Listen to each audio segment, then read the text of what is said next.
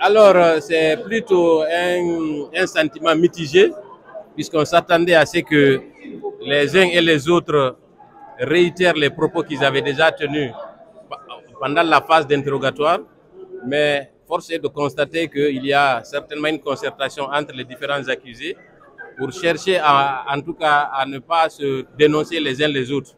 Mais ce qui est important, c'est qu'il y a d'abord la compréhension du tribunal, il y a YouTube. Je pense qu'aujourd'hui, c'était aussi un test pour la bonne ou la mauvaise foi des accusés qui étaient en confrontation. Le plus important pour nous était de pouvoir poser des questions.